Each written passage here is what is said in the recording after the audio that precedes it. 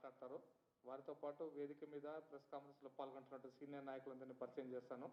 స్వామి గౌడ్ గారు గతంలో ఎమ్మెల్సీ, అదేవిధంగా విధాన పరిషత్ చైర్మన్ కూడా పనిచేశారు తెలంగాణ రాష్ట్రంలో. మోహన్ రెడ్డి గారు గతంలో ఎమ్మెల్సీగా పనిచేశారు. మృత్యుంజయ గారు గతంలో శాసనసభ్యులుగా ఉన్నారు. అదేవిధంగా నందీశ్వర్ గౌడ్ గారు గతంలో ఎమ్మెల్యేగా పనిచేశారు. విఠల్ గారు సీనియర్ నాయకులు, టీఎస్పీఎస్సీ మెంబర్గా పనిచేశారు. మనోహర్ రెడ్డి గారు బీజేపీ రాష్ట్ర ఉపాధ్యక్షులు, ప్రస్తుతం గతంలో జనరల్ సెక్రటరీగా పనిచేశారు. శ్రీ ఎస్ కుమార్ గారు బీజేపీ ఎస్సీ మోర్చా జాతీయ కార్యదర్శి. వారితో పాటు మధు గారు బీజేపీ రాష్ట్ర కార్యదర్శి, ఉమారాణి గారు బీజేపీ కార్యదర్శి, రాజనీ పాల్వాయి గారు బీజేపీ అధికార ప్రతినిధి, జయశ్రీ గారు బీజేపీ రాష్ట్ర కార్యదర్శి, వేముల అశోక్ గారు గతంలో బీజేపీ ఎస్సీ మోర్చా రాష్ట్ర అధ్యక్షులు పనిచేశారు. నాతో పాటు సంగప్ప గారు సీనియర్ జర్నలిస్టు, మా బీజేపీ సీనియర్ నాయకులు, వారు కూడా ఈ ప్రెస్ కాన్ఫరెన్స్లో పాల్గొంటున్నారు. శ్రీ బండి సంజయ్ గారిని మాట్లాడాల్సిందిగా కోరుతున్నాను.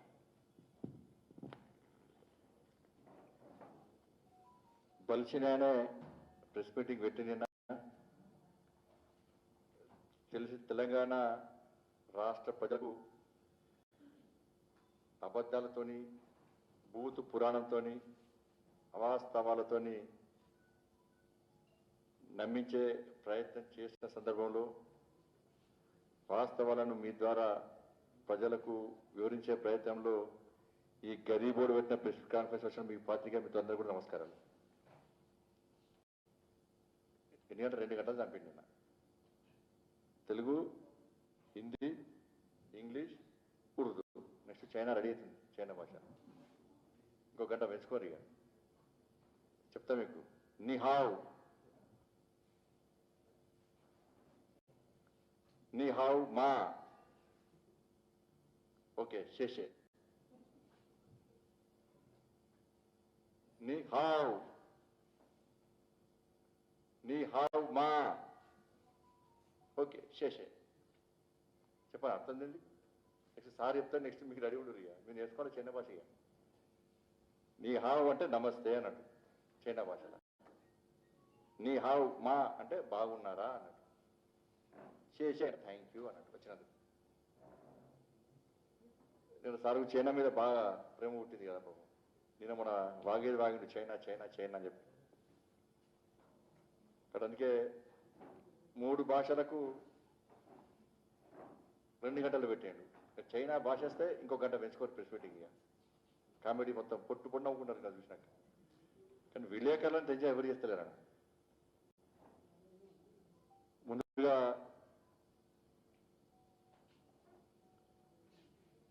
తెలంగాణ రాష్ట్ర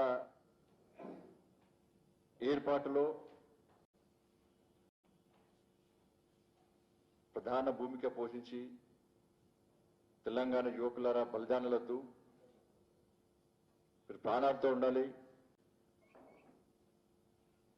మీ లక్ష్యం నెరవేరవుతున్నది, దానికోసం భారతీయ జనతా పార్టీ తప్పకుండా మీకు మద్దతునిస్తున్నది. తెలంగాణ ఏర్పాటును మీరు కల్లారా చూడాలని చెప్పి పిలుపునిచ్చి పార్లమెంట్లో తన వాణి తన బాణితో తెలంగాణ విషయంలో గర్జించిన గాండించిన తెలంగాణ చిన్నమైనటువంటి సుష్మా స్వరాజ్ గారి యొక్క జయంతి సందర్భంగా వారిని స్మరించుకుంటూ వారిని తలుస్తూ, దాంతోపాటు పాకిస్తాన్ ఉగ్రవాదుల యొక్క దాడుల్లో, పుల్వామాలో జరిగిన దాడిలో అసూలు బాసటి వీర జవాన్లకు నివాళులర్పిస్తూ వారిని కూడా స్మరించుకుంటూ ఈ ప్రెస్ కాన్ఫరెన్స్ ను ప్రారంభించబోతున్నాను. ఈరోజే పుల్వామా ఘటన జరిగింది. 3 సంవత్సరాలైంది. చాలా మంది వీర సైనికులు పాకిస్తాన్ గుండాలు జరిపినటువంటి దాడిలో వీర మరణం పొందిన విషయం మనందరికీ తెలిసిందే.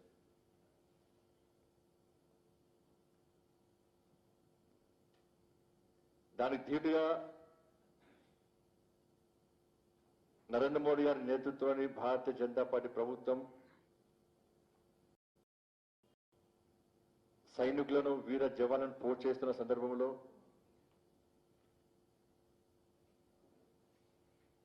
శత్రు దేశమైన పాకిస్తాన్ చేసినటువంటి ఈ దాడులకు ప్రతీకారంగా సర్జికల్ స్ట్రైక్ పేరుతోని ఏ విధంగా పాకిస్తాన్ భూభాగంలోకి వెళ్లి వీరోచిత పోరాటం చేసి పగ తీసుకున్న విషయం కూడా మనకు తెలిసిందే.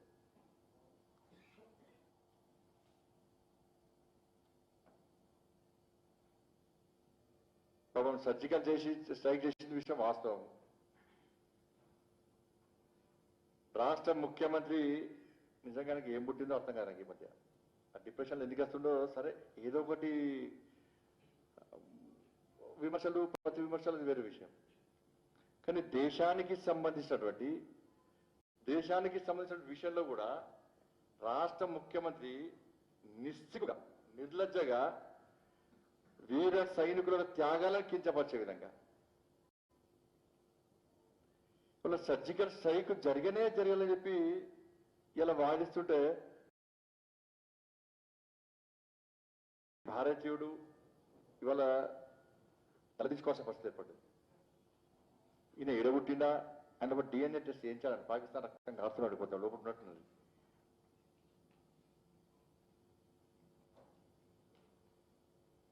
సర్జికల్ స్ట్రైక్ జరిగిన తర్వాత దేశవ్యాప్తంగా తెలంగాణ రాష్ట్రంలో కూడా ప్రజలందరూ కూడా పండుగ చేసుకున్నారు. పటాకాలు కాల్చారు, జాతీయ జెండాతో ర్యాలీ నిర్వహించారు, దేవాలయాల్లో పూజలు చేశారు, వీర సైనికులకు క్యాన్లతో నివాళులర్పించారు. ఇవన్నీ దేశవ్యాప్తంగా జరిగినాయి. ఒక ఇద్దరికి, రాహుల్ గాంధీ కూడా కేసీఆర్ దోస్తుగా రాహుల్ గాంధీ కూడా, అది ఇద్దరు తప్ప. దేశవ్యాప్తంగా పండుగ చేసుకుంటే ఇది వాస్తవం అయితే రాష్ట్ర ముఖ్యమంత్రి మాత్రం సర్జికల్ స్ట్రైక్ జరగలేదని చెప్పి అలా నేను వ్యాఖ్యానించడము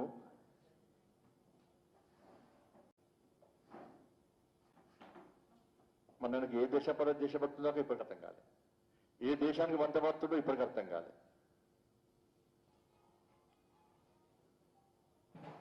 వాళ్ళ సైనికులందరూ కూడా ఈయన ఇంట్లో తాగి ఫామ్ హౌస్ అంటున్నాడు, ప్రగతి వాళ్ళం అంటున్నాడు.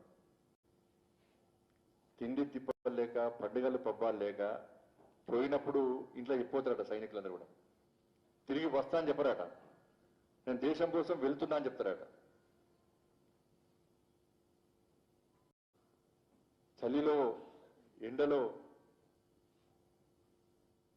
నిద్ర లేక, తిండి తిప్పలు లేక మన దేశాన్ని కాపాడేటువంటి సైనికులు వాళ్ళ కుటుంబాలను వదిలిపెట్టి సరిహద్దులో కాపలా కాస్తూ దేశాన్ని కాపాడే ప్రయత్నం చేస్తుంటే ఇలా వాళ్ళ యొక్క త్యాగాలను కూడా, వాళ్ళ యొక్క వీరోచిత పోరాటాన్ని కూడా కించపరిచే విధంగా రాష్ట్ర ముఖ్యమంత్రి మాట్లాడుతుంటే నీకంటే పెద్ద దేశద్రోహి ఇంకోలేడు.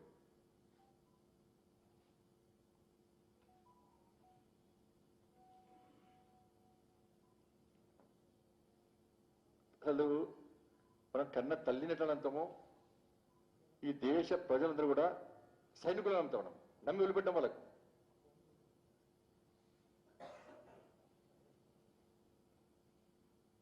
అట్లాంటిది నువ్వు సైనికులు నమ్మతలేవు. నువ్వు దేశ ప్రధాని మాట నమ్మవు.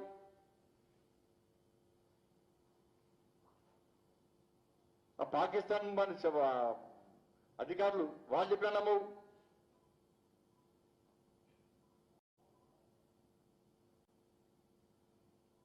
ఎవరు చెప్తే నమ్ముతావు అంటే నువ్వు అని పేరు కదా మసూద్ అజార్. మసూద్ అజార్ నీకేమో అన్న అవుతాడు, తమ్ముడు అవుతాడు, బావ అవుతాడు, బామ్మాడు చేస్తాడు మనకి. మసూద్ అజార్ వీడు చెప్తే ఈయన నమ్ముతాడు. ఈయన చెప్పాడు, మన ఫోన్ ఏం చెప్పిన వచ్చిన రాత్రి వచ్చి కలిసిపోయాడు ఎప్పుడన్నా. ఈయన చెప్తే కొంచెం పొలికలు కూడా సేమ్ ఉన్నాయి. పొలికలు సేమ్ ఉన్నాయి కొంచెం. వీడు చెప్తే నమ్ముతాడట ఆయన.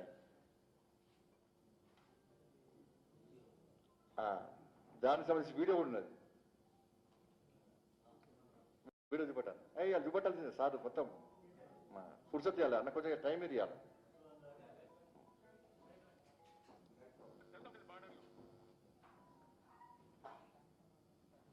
ఫస్ట్ దానికి నరేంద్ర మోదీ మొన్న సర్జికల్ స్ట్రైక్ అంటే కొట్టుకొడితే 300 మంది చచ్చిపోయిన వీళ్ళు డొల్ల ప్రకారం వాడు అజర్ మసూద్ అంటే చెప్పాడు చీమ కూడా కావాలిగా నీతో ఏం కాలేదని ఈయనకే ఫోన్ చేసి చెప్పండి.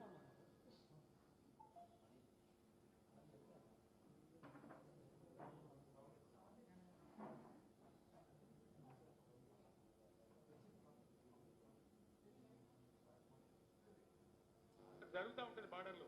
దానికి నరేంద్ర మోదీ మొన్న సర్జికల్ స్ట్రైక్ అంటే కొట్టుకొడితే 300 మంది చచ్చిపోయిన వీళ్ళు డొల్ల ప్రకారం వాడు అజర్ మసూద్ అంటే చెప్పాడు చీమ కూడా కావాలిగా నీతో ఏం కాలేదని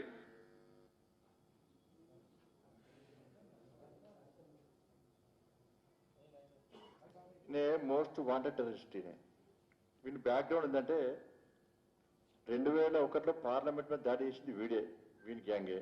2008లో ముంబై దాడిలో వీని హస్తం ఉన్నది. జమ్మూ కాశ్మీర్ అసెంబ్లీలో ఆత్మహత్య దాడికి స్కెచ్ చేసింది వీడే. 2016లో పఠాన్ కోట్లో ఇండియన్ ఎయిర్ ఫోర్స్ పై దాడి చేసింది వీడే. 2019లో పుల్వామా దాడిలో 40 మంది భారత జవాన్లు బలిగొన్నది వీడే. ఇలా పుల్వామాలో జరిగిన దాడి వెనుక ఉన్నది కూడా వీడే. ఇప్పుడు జైష్ అహ్మద్ యొక్క ఉగ్రవాద సంస్థ యొక్క అధినేత వీడు ఫోన్ చేసి చెప్పినట్టు మన సార్కు దాడి జరగలేదని చెప్పి. ఇవాళ పాకిస్తాన్ చచ్చిపోతే ఈయనకేం మాత్రం అర్థం కాదు, బాధపడుతున్నట్టు ఎవరు చేసుకోలేదు చెప్పి. ఆ రోజు మన ప్రియతమ ప్రధాని మోడీ గారు క్లారిటీగా చెప్పాడు. ఏం చెప్పాడు? దాడి చేస్తాం, ప్రతీకారం తీసుకున్న తర్వాత వెంటనే ఈ విషయాన్ని పాకిస్తాన్కు చెప్పేవారు కూడా ఈ విషయం బయటికి రావద్దు, ఫస్ట్ వానికే చెప్పాలని చెప్పి మోడీ గారు క్లారిటీగా ఒక టీవీ ఛానల్కి ఇంటర్వ్యూలో క్లియర్గా చెప్పాడు. వాళ్ళు ఫోన్ మాట్లాడలే, ఫోన్ రాలే, వచ్చి చూడలే, భయపడ్డారు. 12 గంటలకు కమ్యూనికేషన్ ఫోన్లో మాట్లాడారు, వచ్చి చూసిరు, వాళ్ళ డెడ్ బాడీని తీసుకపోరని చెప్పి చెప్పినామని చెప్పి క్లియర్గా మొదలెట్టారు. ఆ వీడియో కూడా చూపడతారు ఒకసారి మీకు. लाइट होना चाहिए। मैंने हमारे अफसर जो इसको ऑपरेट कर रहे थे उनको कहा कि आप हिंदुस्तान को पता चले उससे पहले, मीडिया वहां पहुंचे उससे पहले पाकिस्तान की फौज को फोन करके बता दो कि आज रात हमने ये किया है, ये लाशें वहां पड़ी होगी, तुम्हें समय हो तो जाकर के ले आओ। हम सुबह 11 बजे से उनको फोन लगाने की कोशिश कर रहे थे, तो फोन पर आने से डरते थे, आ नहीं रहे थे। मैं इधर पत्रकारों को बुला करके रखा हुआ था, हमारे आर्मी अफसर खड़े थे। पत्रकारों को आश्चर्य हो रहा था कि क्या बात है, हमको बुलाया है, कोई बता नहीं रहे। मैंने कहा पत्रकार बैठे हुए उनको बिठाइए, थोड़े वो नाराज हो जाएंगे, लेकिन सबसे पहले पाकिस्तान से बात करो, हमने किया है, छुपाया नहीं हमने। 12 बजे वो टेलीफोन पे आए, उनसे बात हुई, उनको बताया कि ऐसा ऐसा हुआ है और हमने किया है। और तब जाकर के हमने हिंदुस्तान के मीडिया को और दुनिया को बताया कि भारत की सेना का ये अधिकार था न्याय को प्राप्त करने का, और हमने किया।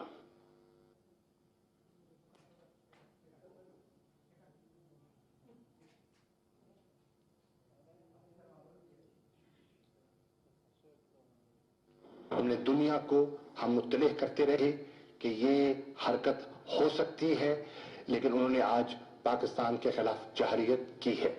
नंबर 1, ये लाइन ऑफ कंट्रोल की वायलेशन है, इसको मैं लाइन ऑफ कंट्रोल की वायलेशन तस्वर करता हूं, और पाकिस्तान एक मुनासिब जवाब का हक और राइट टू सेल्फ डिफेंस रखता है। अभी 11 बजे वजीर आज़म ने इजलास बुलाया है, मैं उस इजलास पे जा रहा हूं और दफ्तर खारजा का नुक्ता नजर उनकी खिदमत में पेश करूंगा। వాళ్ళు నేను అడుగుతున్న రాష్ట్ర ముఖ్యమంత్రిని, నీకేమాత్రం సిగ్గున్నా, నీ లోపట నువ్వు నిజంగా భారతీయుడు అయితే వెంటనే క్షమాపణ చెప్పు. సిగ్గుండాల కొంచెం నకలు ఉండాలి రాష్ట్ర ముఖ్యమంత్రికి. నువ్వు ఎవరిని ప్రశ్నిస్తున్నావు, ఇవాళ ఎవరి గురించి మాట్లాడుతున్నావు? అరే భారతదేశ సైనికులను దాడి చేస్తే, సైనికులను హతమారిస్తే దానికి ప్రతీకారంగా పాకిస్తాన్ మీద దాడి చేస్తే పాకిస్తాన్ వాడు ఒప్పుకుంటాడు. మీడియాలో కథనాలు వస్తాయి, మీడియాలో మొత్తం స్టోరీస్ వచ్చినాయి, చచ్చిపోయిన శవాలను చూపెట్టారు, చచ్చిపోయిన శవాలను పట్టుకపోయారు పాకిస్తాన్ వాడు. అయినప్పుడు కూడా జవాన్ల యొక్క త్యాగాలను, జవాన్ల యొక్క వీరోచిత పోరాటాలను కించపరిచే నువ్వు దేశాల్లో ఉండవలసిన అవసరం లేదు. ఈ దేశ భక్తులు కాదు, దేశంలో ఈ దేశ పౌరులు కాదు నువ్వు.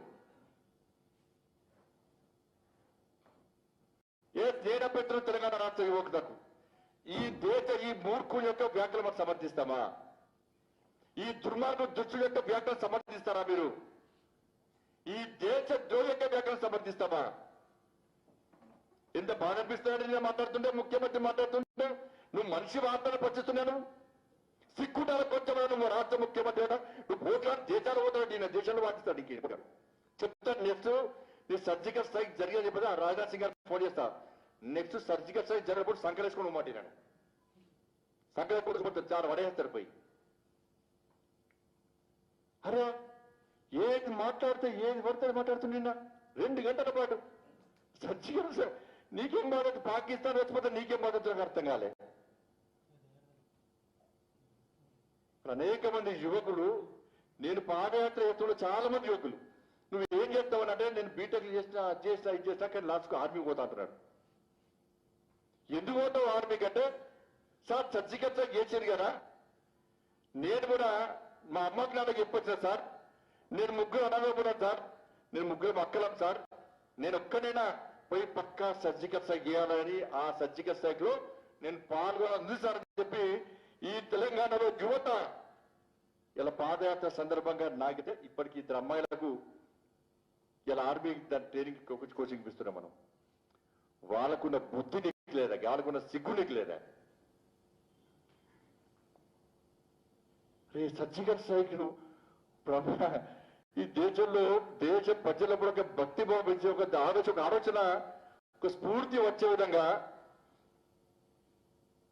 జవాన్లో కూడా ధైర్యం నింపే, ఆత్మస్థైర్యం నింపే విధంగా ఇవాళ సర్జికల్ స్ట్రైక్ చేస్తే జవాన్ అందరూ పండుగ చేసుకుంటే, దేశ ప్రజలు పండుగ చేసుకుంటే ఇలా తెలియదు. ఫామ్ అవుట్ ఆర్డర్ పిల్లలు తెలిసిందని తెలిసి ఇప్పుడు తెలుసో తెలియదు అని కూడా. ఓసారి దోమ రావాలి అంటాడు, ఒకసారి ఈగ రావాలి అంటాడు. మరి చెప్పింది ఎవరు? పాకిస్తాన్ వాడు చెప్పే. అందుకే ఇలాంటి మూర్ఖుని, ఇలాంటి దేశద్రోహిని ఎట్టి పనులు క్షమించాల్సిన అవసరం లేదు. క్షమించదు ఇటువంటి మూర్ఖుని. రేపు ఏం చెప్తాడు? ఇంకా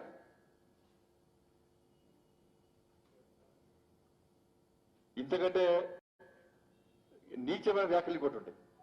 నువ్వు విమర్శ చేయి, రాజకీయ పార్టీ తిట్టు, కానీ ఒక దేశానికి సంబంధించిన విషయంలో నువ్వు ఈ విధంగా వ్యాఖ్యానించడం నిజంగా సైనికులను పూర్తిగా వాళ్ళ ఆత్మస్థైర్యం దెబ్బతీయడమే. ఆ రోజు వీరోచిత పోరాటం చేసినటువంటి వాళ్ళ ఆత్మస్థైర్యం దెబ్బతీయడం. ఆ సినిమా ఉండదు కదా, సినిమా ఉండదు కానీ ఉరి పంపిస్తా చూడు. ఇందులో పుస్తకం చదివా కదా, ఆ ఉరి సినిమా, ఉరి అనేది సినిమా చూపడతారు చూడు సార్, తెలుసా నీకు ఒకసారి. అంటే టైం ఉందో లేదు సార్, ఒక గ్లాస్ పట్టుకొని చూడే పక్క పట్టి ఉన్నది. ఇది రాబట్ ఆయన చనిపోతే చుట్టి చేస్తే కదా, స్టేట్మెంట్ పంపుతుంది కదా. ఇలా బిపిన్ రావత్ లాంటి ఒక దేశభక్తులు ఈ దేశాన్ని కాపాడంలో తెగించి కొట్లాడి వల్ల చేస్తే, అలాంటి దేశభక్తులను వాళ్ళని కూడా కించపరిచి మాట్లాడి ఇంతకంటే మూర్ఖత్వం అనే విషయాన్ని రాష్ట్ర ముఖ్యమంత్రి ఇప్పటికైనా స్పందించును. నీకేమాత్రం సిగ్గు ఉంటే, నీకు అక్కలు ఉంటే, భారతీయ భావజాలు నీకు వస్తే, నువ్వు నిజంగా ఈ దేశానికి సంబంధించిన భక్తులు అయితే నువ్వు క్షమాపణ. ఇవాళ నువ్వు చేస్తున్న వ్యాఖ్యలు తెలంగాణ రాష్ట్రం కాదు, దేశం మొత్తం బాధపడుతున్నారు.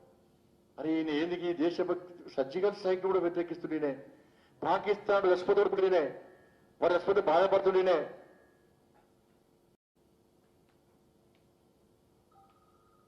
ఆయన వ్యాఖ్యలను భారతీయ జనతా పార్టీ తీవ్రంగా ఖండిస్తున్నది. ఈ మధ్య కొత్తగా స్టార్ట్ చేసిన మళ్ళీ ఇంకోటి ఇంకా అన్నాడు రాఫెల్ది స్క్రిప్ట్ అక్కడి నుంచి వస్తున్నది. ఏది మన 10 జనపదులు వస్తున్నది స్క్రిప్ట్. ఈ మధ్య దోస్తులు బాగా పోయారు కాంగ్రెస్ పార్టీలోనూ. 10 జనపదులు వచ్చిన స్క్రిప్ట్ మొత్తం సార్ చదువుతున్నాడు.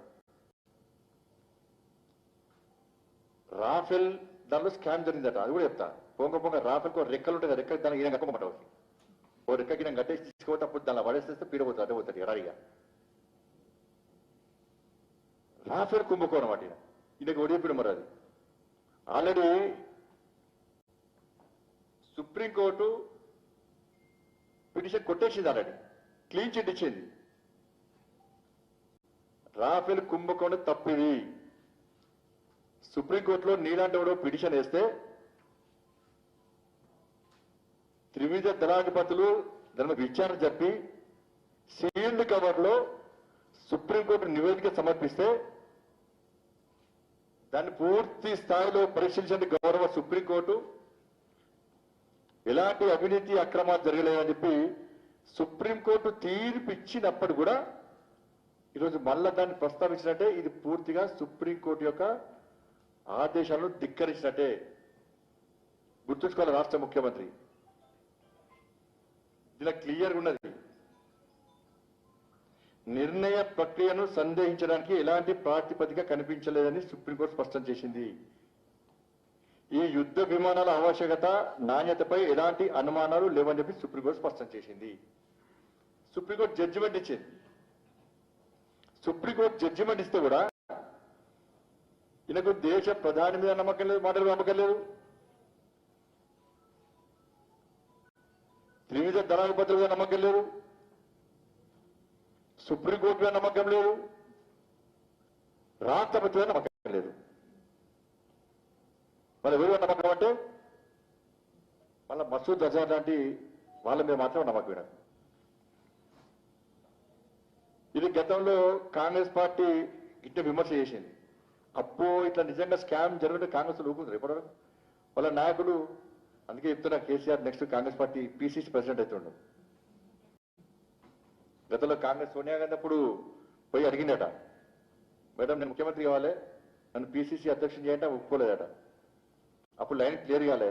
ఇప్పుడు ఎట్లా ఈ పార్టీ అతి లేదు గతి లేదు, నెక్స్ట్ పిసిసి. అందుకే కాంగ్రెస్ వాళ్ళకి నెక్స్ట్ మీ నాయకుడు కేసీఆర్ రాసి పెట్టుకోరు. అది ప్రగతి భవన్ నుంచి నెక్స్ట్ గాంధీ భవనే, అంటే రెండు భవన్లే కదా.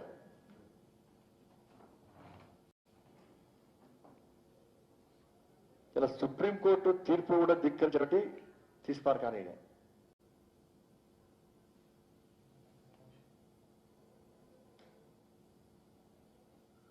రాఫెల్ గురించి కూడా నిన్న ఇవన్నీ కూడా సరే విలేకరుల సమావేశం పెట్టడము విమర్శలు. కనీసం ఒక ముఖ్యమంత్రి స్థానంలో వ్యక్తి ఈ దేశ భద్రత విషయంలో కానీ, వీర జవాన్ల విషయంలో కానీ, అంతరికంగా రక్షణ విషయంలో కానీ హద్దు మీరు మాట్లాడద్దు. నువ్వు సంచలనం కోసం ఇంగ్లీషు, తెలుగు, హిందీ, ఉర్దూ అన్ని మాట్లాడి దేశ రాజకీయాలకు పోవడానికి, దేశవ్యాప్తంగా చర్చ జరగడానికి ఓ మంచి పని చెప్పు. నువ్వు మంచి వ్యాఖ్యలు చేయి. సంచలనం చేయడానికి, సంచలనాల కోసం నువ్వు 2 గంటలు ప్రెస్ మీటింగ్ పెట్టి రాఫెల్ గురించి సుప్రీంకోర్టు తీర్పును ధిక్కరిస్తావు, వీర జవాన్ల త్యాగాలను కించపరుస్తావు, వాళ్ళ వీరోచిత పోరాటాన్ని నువ్వు అవమానపరుస్తావు. అసలు ఏమనుకుంటున్నావు అర్థం కాదు. ఇప్పటి నాకు ముఖ్యమంత్రి దీన్ని మాట్లాడుతుంటే ఎందుకు మాట్లాడుతుంది ఇప్పటికి అర్థం కాదు నాకైతే. ఆ విలేకరుల సమస్య ఎందుకు పెట్టినో అర్థం కాలే. ఆ పక్కకుండా చెప్పాలి. ఎంఎస్సీ పొలిటికల్ సైన్స్ చేసిండు కదా ఆయన. ఎంఎస్సీ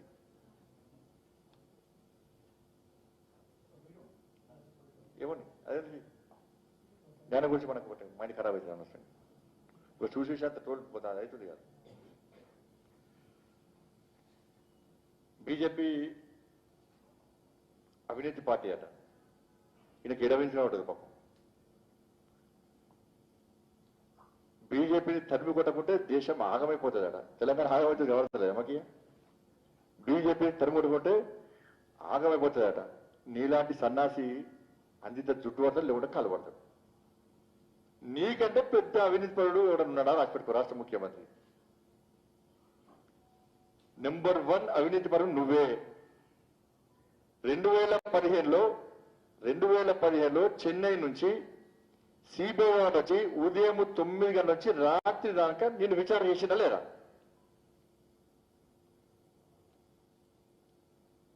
నువ్వు పెద్ద అవినీతి పరుడివి.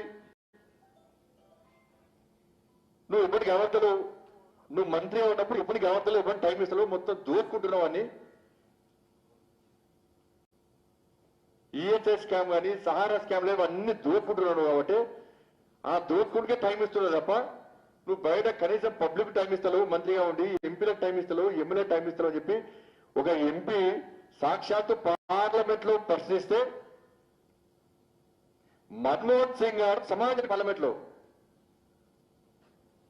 నేనే చాటి చెప్తున్నా, ఈ మంత్రి కేసీఆర్ అనే మంత్రి మీకు టైం ఇస్తలేడు వాస్తవము, పార్లమెంట్కి వస్తలేడు, మొత్తం దోచుకుంటున్న విషయం వస్తే నేను దాని మీద మళ్ళీ నేను ప్రకటిస్తా అని చెప్పి సారి చెప్పింది మన్మోహన్ సింగ్ గారు.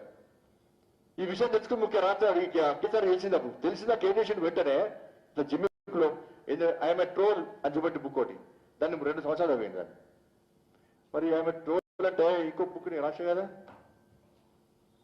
అపరిచితుడు ఈ చదువు పంపిస్తాను నీకు. నీ పర్సనల్ సెక్రటరీ దిలీప్ గారు ఒక తెలంగాణ ఉద్యమకారుడు, నీకు మంచి ఆలోచన ఉంది, తెలంగాణ రాష్ట్రాన్ని సాధించుకోవాలని, నువ్వు కష్టాలు ఉండవు, ఈ కష్టాలున్నప్పుడు నీ కనీసం సహకరించాలి, చేదోడు వాదోడు ఉండాలని చెప్పి దిలీప్ అనేటువంటి ఎంఎస్ ఉన్నటువంటి పర్సనల్ సెక్రటరీ గారు ఈయనకు అండగా ఉన్నాడు. ఈయన మెంటాలిటీ యాటిట్యూడ్ చూసిన తర్వాత నీ అబ్బాయి ఈయన దగ్గర మనకు ఖరాబ్ అవుతుంది చెప్పి వెళ్ళిపోయాడు. ఇక ఈయన చేసిన బండారం అంతా దీనిలో ఉన్నది. నీ పంపిస్తా మీకు కూడా ఇస్తాను బుక్స్, ఇచ్చారా బుక్స్? నా కేసీఆర్ గారు సూపర్ డిస్పాట్ పక్కా ఇస్తా. కేసీఆర్ అన్నగా చూడు అంటే మాకు రావడం కదా మీకు ఈ బుక్స్ అందరికీ. ముందే అప్పుడు కేసీఆర్ మళ్ళీ ఇవ్వాలనుకుంటాం మళ్ళీ అందరికీ. మంచి చదువుకోరు, గట్టి చదువురు. ఇది అపరిచితుడు రాసిందిల్లా ఏం రాసిందంటే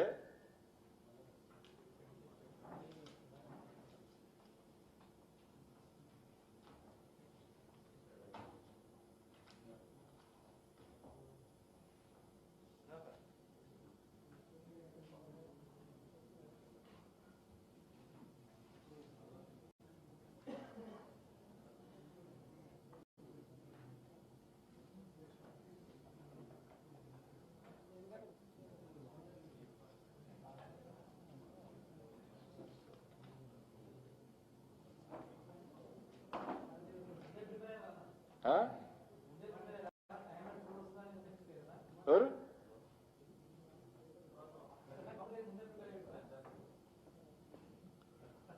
ఇలా మన్మోహన్ సింగ్ గారు మాట్లాడినట్టు ఇలా పేజ్ నెంబర్ 63 చూడన్న.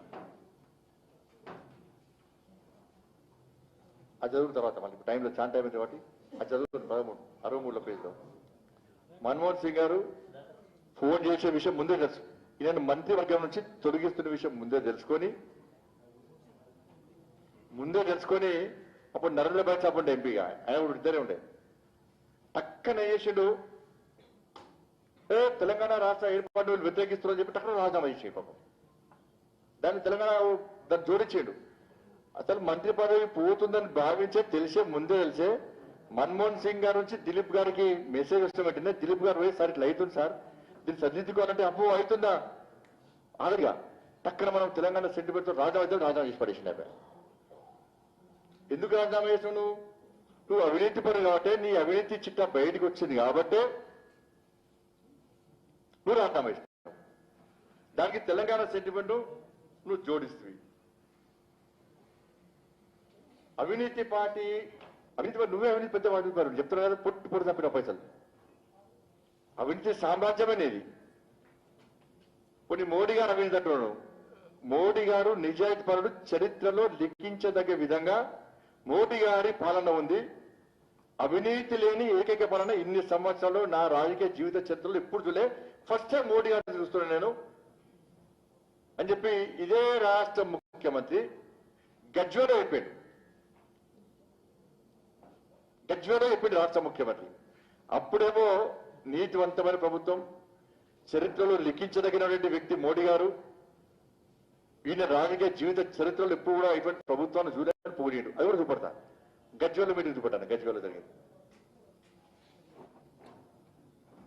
100% भ्रष्टाचार रहित सरकार आज भारत में चल रहा है, ये आपके नेतृत्व में चल रहा है।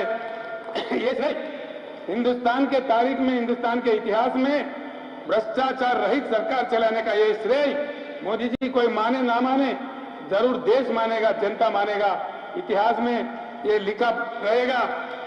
ये श्रेय आपको मिलना चाहिए और मिलेगा।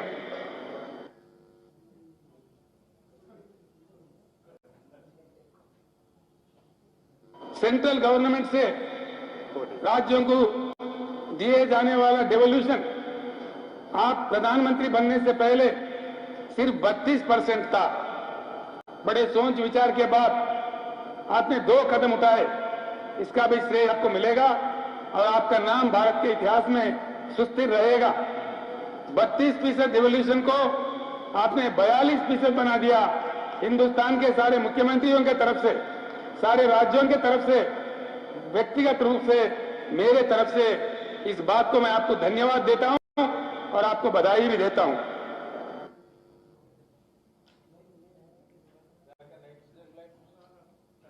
I also extend my thanks to the main opposition party, principal opposition party, that is Bharatiya Janata Party, and particularly the floor leader in the parliament on behalf of BJP, Srimati Sushma Swaraj ji and Sri Arun Jaitley ji, LOP in the Rajya Sabha from the BJP side. I thank them personally on behalf of the people of Telangana.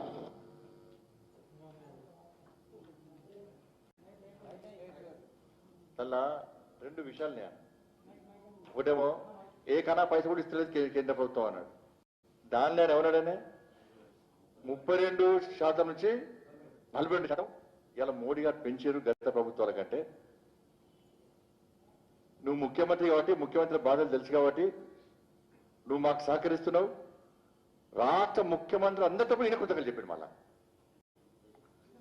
దేశ ముఖ్యమంత్రి అందరి తరపు నుంచి అది నోరా మోరా నాకు అర్థం కలిపి. మరి అప్పుడు దిమాగ్ ఉందా, ఇప్పుడు దిమాగ్ కన్నా ఖరాబ్ అయిందా? ఇవన్నీ ప్రూఫ్. నేనైతే దాన్ని మార్పులు లేదు కానీ మీకు డౌట్ ఏం లేదు కదా? మీకైతే ఉందా రేషన్ ఉంది? డౌట్ ఉంది మీకన్నా? డౌట్ ఏం లేదు కదా మీకైతే?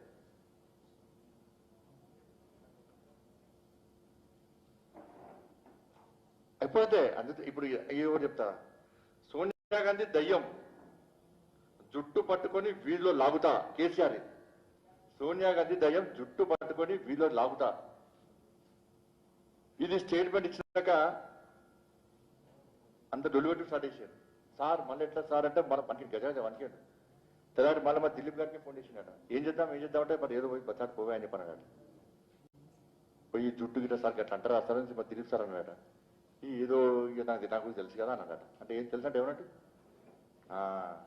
ఏం చేయాలి మరి నా వీక్నెస్ అది తిట్టా మరి ఏదో చెప్పు అన్నాడట. మళ్ళా అహ్మద్ పటేల్ గారికి ఫోన్ చేశాడట. ఏందా కేసు ఎట్టమంటే సార్ మాట్లాడింది సార్, సారీ సార్ అన్నాడు. ఏం సారీ దయ్యం అంటారు? ఏ లేదు సార్ దేవతను చెడబడిస్తే సార్ తెల్ల దేవతను చెడబడించాడు. మళ్ళా రాత్రి దయ్యం, తెల్లారి దేవత.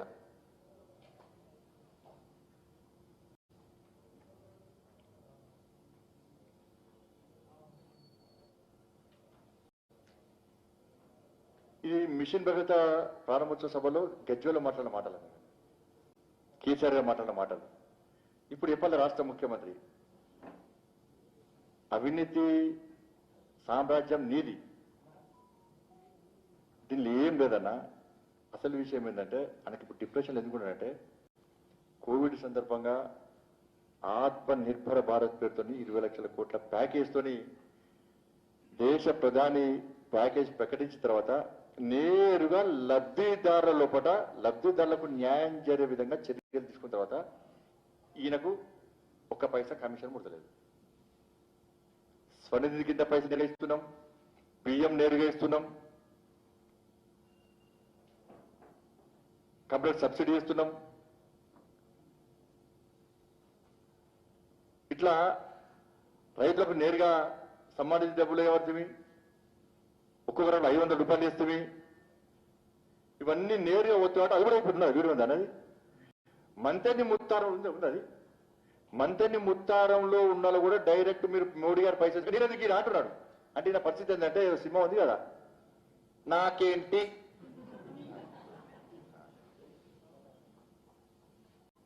డైరెక్ట్ బియ్యం ఇసుక నాకేంటి, స్వనిధి కింద డైరెక్ట్ 10 ఇసుక నాకేంటి, అంతేనా? అది నాకేంటి, ఈయనకి నీకేంటి అని బాధ అన్నాడు. మరి నీకేంటి బాధ అని నేను అంటున్నా. అంటే నేను అందుకే తెలంగాణ ప్రజలు విజ్ఞప్తి చేస్తున్నాను, మీకు నేరుగా ఈ బ్రోకర్లు, ఈ జోకర్లు, ఈ కమిషన్ ఏజెంట్లు లేకుండా ప్రధానమంత్రి మోడీ గారు నేరుగా మీకు సహకరించే ప్రయత్నం చేస్తే నేరుగా మీ మీకు న్యాయం జరిగే విధంగా, లబ్ధిదారులకు న్యాయం జరిగే విధంగా చేస్తే కేసీఆర్ కు కడుపు మొత్తం నాకేంటి అంటున్నాడు. ఇప్పుడు దీనికి సమాధానం చెప్పాల్సిన అవసరం ఉందా లేదా ఒకసారి తెలంగాణ సమాజం ఆలోచించాలి. ఆ జోకే గుర్తొస్తే నాకేంటండి, ఈయన జోకరే కదా. నాకైతే అవ్వచ్చు దాని ప్రశ్న చూస్తే నాకు చైనా భాష అందుకే మీకు ముందే అనిపించాను, మళ్ళీ నెక్స్ట్ మాట్లాడు చైనా అని.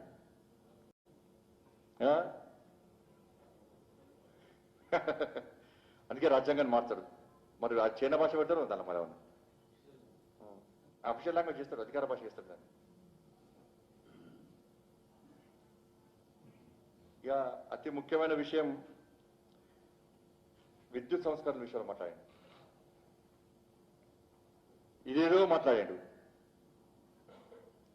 మీకు కొన్ని కాపీ కూడా పేరా నిన్న మంచి పేరు విలేకరుల సమావేశం పేరా అది ఇచ్చిందా, పేపర్లు ఇచ్చిండా?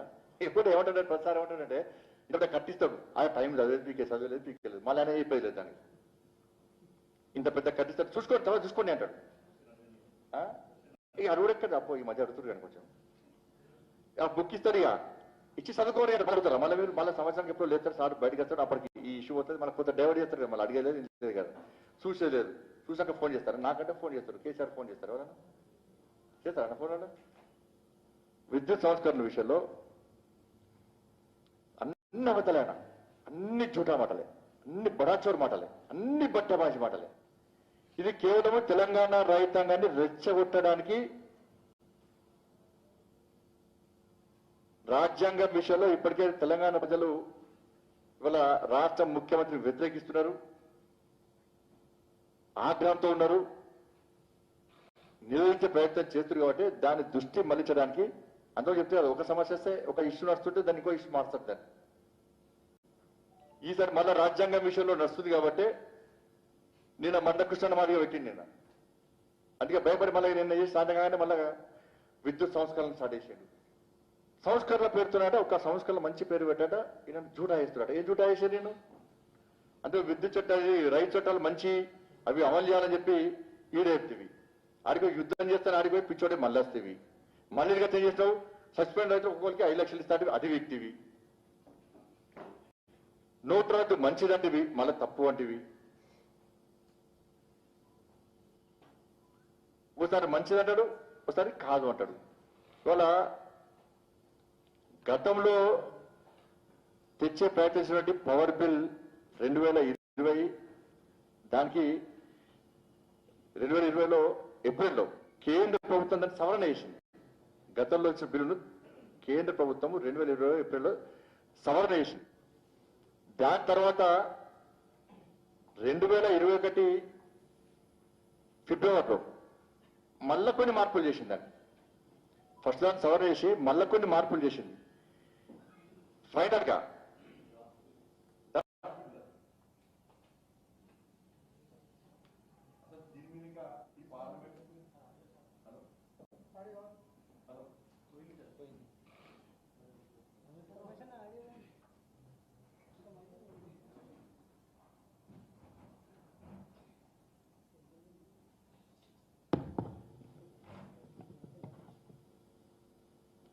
ఈ డ్రాఫ్ట్ బిల్లు ఇంకా క్యాబినెట్కి రాలే, పార్లమెంట్కి రాలే. సబ్సిడీలు కొనసాగించవచ్చు, మోటార్లకు మీటర్లు పెట్టొద్దని చెప్పి ఆల్రెడీ ఇది ఉంది. దీని ప్రకారము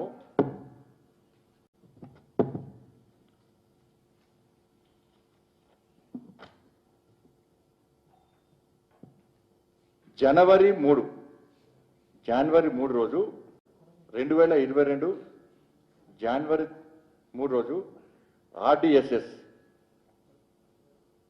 guidelines revamped distribution sector scheme, దీనిలో క్లియర్గా ఇది మొన్న లేటెస్ట్ అనేది జనవరి 3, 2020 రోజు కేంద్ర ప్రభుత్వము అన్ని రాష్ట్రాలకు గైడ్లైన్స్ ఇచ్చింది. ఆల్రెడీ అన్ని రాష్ట్రాలకు పంపింది. ఇది లేటెస్ట్ మొన్న పంపింది. దీనిలో పీడిఎఫ్ పంపిరండి, దానిలో మీరు పంపుతారన్న పేజ్ నెంబర్ 3లో the smart meters need not be installed in agriculture connections. క్లియర్గా ఉన్నది ఇలా. వ్యవసాయ భూములకు మోటార్లకు మీటర్లు పెట్టరాదు, అవసరం లేదు. ఇది ఎప్పుడన్నా మొన్నొచ్చింది జనవరి 3, 2022. మరి అన్ని రాష్ట్రాలకు వచ్చింది, మరి నీకెందుకు రాలే? అయితే అడ్రస్ మార్చంటారు ప్రగతి, అది సచివాలయం గురపడుతుంది కదా, అడ్రస్ పాత అడ్రస్ పెట్టిండేమో.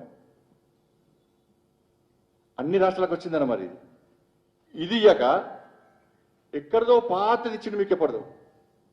దీన్ని 68 పేజీలది ఇచ్చి 68 పేజీలది ఇచ్చి ఇగో మీటర్లు పెట్టుకుంటారని చెప్పి నేను అడుగుతున్న రాష్ట్రం, నేను సవాల్ చేస్తున్నా, ఇది నీకు ముట్టిందా ముట్టలేదా? ముట్టకుండా పంపిస్తాను నేను. మీటర్లు పెట్టొద్దు అని దీనిలో ఉంది, మీటర్లు పెట్టుమని ఎక్కడ ఉందా?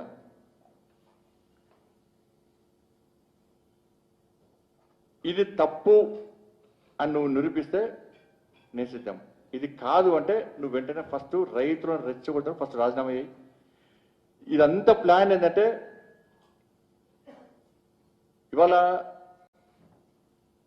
మళ్ళా కేంద్ర ప్రభుత్వం పేరు చెప్పి మీటర్లు పెట్టి పెంచాడు. ఇప్పుడు ఏప్రిల్లో బిల్లు పెంచాడు, ఏప్రిల్లో ఈఆర్సీ ఇప్పుడు పెంచాడట మళ్ళా. అంటే ఇవన్నీ మీటర్లు పెట్టి ఇవన్నీ పెట్టేది కేంద్ర ప్రభుత్వం యొక్క సంస్కరణలు. అందుకే నేను మోటార్లు పెడుతున్నా, మీటర్లు పెడుతున్నా, ఛార్జీలు వేస్తున్నా అని చెప్పి చెప్పే ప్రయత్నం. దీనిలో తెలంగాణ రైతాంగానికి విజ్ఞప్తి చేస్తున్నా, క్లియర్ గా కేంద్ర ప్రభుత్వము జనవరి 3, 2022 రోజు క్లియర్ గా క్లారిటీగా ఈ గైడ్లైన్స్ ద్వారా దేశవ్యాప్తంగా అన్ని రాష్ట్రాలకు ఆల్రెడీ పంపించింది, ఎక్కడ మీటర్లు పెట్టొద్దని చెప్పి. ఇది వాస్తవము. దీనికి రాష్ట్ర ముఖ్యమంత్రి స్పందించాలి. ఇవాళ నేను అడుగుతున్నా, ఒక పార్లమెంట్ లో బిల్లు సంస్కరణలు చేసినప్పుడు, సవరణలు చేసినప్పుడు దేశవ్యాప్తంగా ఉన్న కేసీఆర్ లాంటి మేధావులు 80,000 70,000 పుస్తకాలు ముఖ్యమైన మేధావులు అందరి దగ్గర నుంచి ఒపీనియన్ తీసుకుంటారు, వాళ్ళ ఆలోచన తీసుకుంటారు. ఇవన్నీ క్రోడీకరించి ఇవన్నీ కలిసి కొంతమంది ఒక కమిటీ కూర్చొని దాని మంచి చెడు గుర్తించి దాన్ని గ్రహించి దాన్ని పార్లమెంట్లో ప్రవేశపెడితే అందరు కలిసి దాన్ని ఆమోదిస్తారు. అసలు చర్చనే లేదు, పార్లమెంట్ ఊనవలే, కేబినెట్ ఆమోదం పొందలే, పార్లమెంట్లో చర్చ జరగలే, ఇక ఏం కానేగాలే. ఇప్పుడే సవరణలు మొత్తం సంస్కరణ తీసుకొస్తారని చెప్పి అలా ఆగమాగం ఆయన ఆగమవుతుండే, ఎవరు ఆగమవుతాడు, ఈయన ఆగమవుతాడు ఇవాళ. మరి నీ ఎంపీలు ఉన్నారు కదా, చెప్పొచ్చు కదా, నీ ఎంపీలు ఉన్నారు కదా ఆల్రెడీ, నీ ఎంపీలు పార్లమెంట్లో అవసరం అడ్డుకో, నీకు ఇష్టం కూడా పెట్టకు, నువ్వు అసలు ఈ సంవత్సరాలు ఒప్పుకోకు. మీటర్లు పెట్టద్దని క్లియర్గా ఉన్నది అంటే నువ్వేంది ఇప్పుడు మీటర్లు పెట్టాలని కోరుకుంటున్నావా? నువ్వు అంటే నువ్వు మీటర్లు పెడితే ఊరుకుంటావు, గల్లబట్టి బయటకు ఉంచుకొస్తావు. నువ్వు మీటర్లు పెడితే మీటర్లు పెట్టే కుట్రలో భాగమే రాష్ట్ర ముఖ్యమంత్రి పడుతున్న పన్నాగము. మీటర్లు పెట్టద్దని కేంద్రం చెప్తున్నది, మీటర్లు పెట్టాలని చెప్పి రాష్ట్ర ముఖ్యమంత్రి కేంద్రాన్ని బదనాం చేసే ప్రయత్నం చేస్తున్నాడు, పెట్టే ప్రయత్నం చేస్తున్నాడు. ఇది ఫ్యాక్ట్, వాస్తవం. ఇది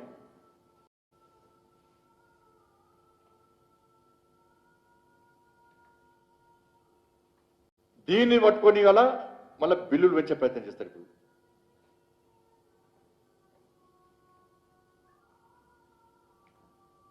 ఇలా ఉమ్మడి ఆంధ్రప్రదేశ్ అప్పుడు కేవలము ఈ బిల్లులు పెంచడం ద్వారా 1,500 కోట్ల రూపాయల ఆదాయం మాత్రం ప్రభుత్వానికి వస్తుంది పెంచడం ద్వారా ఉమ్మడి ఆంధ్రప్రదేశ్లో.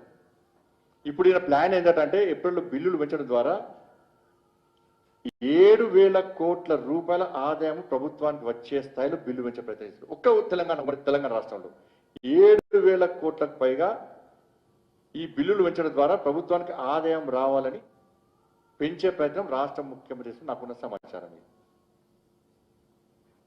నువ్వు కరెంట్ ఎవరు అంటున్నారు? ఫ్రీ కరెంట్ నువ్వు ఇచ్చినది చాలా రాష్ట్రాలు ఇస్తున్నాయి. మధ్యప్రదేశ్ ఇస్తున్నది, ఛత్తీస్గఢ్ ఇస్తున్నది, తమిళనాడు ఇస్తున్నది, కర్ణాటక ఇస్తున్నది, ఆంధ్రప్రదేశ్ ఇస్తున్నది, పంజాబ్ ఇస్తున్నది. నువ్వు ఒక్కరు ఇస్తున్నావా? ఈ సమస్య దేశం మొత్తం ఎందుకు వస్తలేదు? మీటర్లు పెట్టాలని దేశం మొత్తం ఎందుకు వస్తలేదు? పక్క రాష్ట్రంలో పెట్టినాడు. పక్క రాష్ట్రంలో అప్పుడు స్టార్టింగ్ లో ఆయన పైలట్ ప్రాజెక్ట్ పెట్టారు. ఒక్క శ్రీకాకుళంలో పెడతారా? తీసేసిన ఇప్పుడు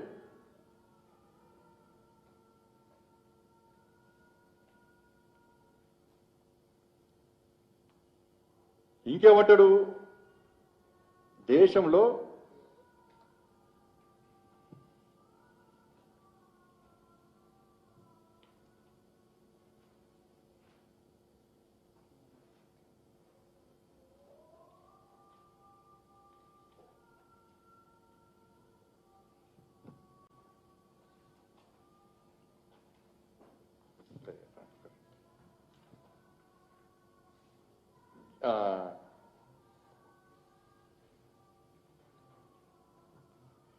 డిస్కమ్లకు ఇప్పటికే ఈయన 48,000 కోట్ల రూపాయలు బాకీ ఉన్నాడు ఇప్పటికి. అసలు ఫ్రీ కరెంట్ ఈయన ఇస్తలేడు అన్న వాస్తవం. ఫ్రీ కరెంట్ వాళ్ళు ఇస్తున్నారు, డిస్కమ్ వాళ్ళు వస్తున్నది నాకు. డిస్కమ్ వాళ్ళు ఇస్తున్నాడు ఫ్రీ కరెంట్, నాకు ఈయన ఇస్తలేడు డిస్కమ్లకు పైసలు. ఫ్రీ కరెంట్ ఈయన ఇంట్లోకి వెళ్ళి ఇస్తలేడు. ఈయన పైసలు కడితే డిస్కమ్లో పైసలు కడితే ఈయన ఫ్రీకి ఇస్తున్నాడు. ఇప్పుడు 48,000 రూపాయలు ఇప్పటికి బాకీ ఉన్నాడు, కడతలు ఒక్క పైసా కడతలేడు, ఇప్పుడు కడతలేడు. ఈయన నెక్స్ట్ వచ్చేది భారతీయ జనతా పార్టీ ప్రభుత్వమే. ఈ పైసలు ఎవరు కట్టాలి? 40,000 కోట్ల రూపాయలు మేము కట్టాలి. కాబట్టి కరెంటు ఫ్రీ ఇస్తున్నది ఎవరు? మేమే ఇచ్చేది, ఫ్రీ కరెంట్ ఇచ్చేది మేమే. ఈ మూర్ఖుడు పోతాడు 48,000 కోట్ల రూపాయలు కట్టాడు, కానీ ఫ్రీ కరెంట్ ఇస్తున్నట్టున్నాడు. డిస్కౌంట్ ఇచ్చేది ఫ్రీ కరెంట్. ఈయన ఒక్క పైసా కట్టాడు. ఇప్పటికే నష్టాలు ఉన్నాయి, డిస్కౌంట్ నష్టాలు ఉన్నాయి. మొత్తం తెలంగాణ మొత్తం అంధకారమే ప్రమాదం ఉంది. ఈయన ఏం అసలు ఈయన ఏం కడతాడు? ఈయన ఈ పాత బస్తీల 70 నుంచి 80% అసలు బిల్లే కడతలేరు. ఏ సంస్థలు పెద్ద పెద్ద సంస్థలు ఉన్నాయి, ఆడ పెద్ద పెద్ద బిల్డింగ్స్ ఉన్నాయి, ఎవ్వరు కడతలేరు. అవన్నీ దీని లెక్క కలిపిండి అయిపోయి ఫ్రీ కరెంట్ అంటున్నాడు. రైతుల పొట్టు దోసుకుంటాడు, బయట కరెంట్ అమ్ముకుంటాడు.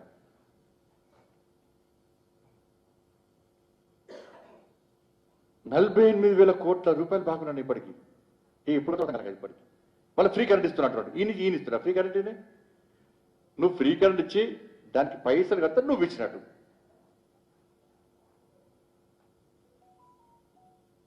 అన్ని సబ్సిడీ అన్నిటి మీద బ్యాంకులు అప్పులు తీసుకున్నాడు, అన్ని అప్పులు తీసుకున్నాడు మొత్తం. ఇది ఒక్క రూపాయి పెట్టే, అన్ని అప్పులే.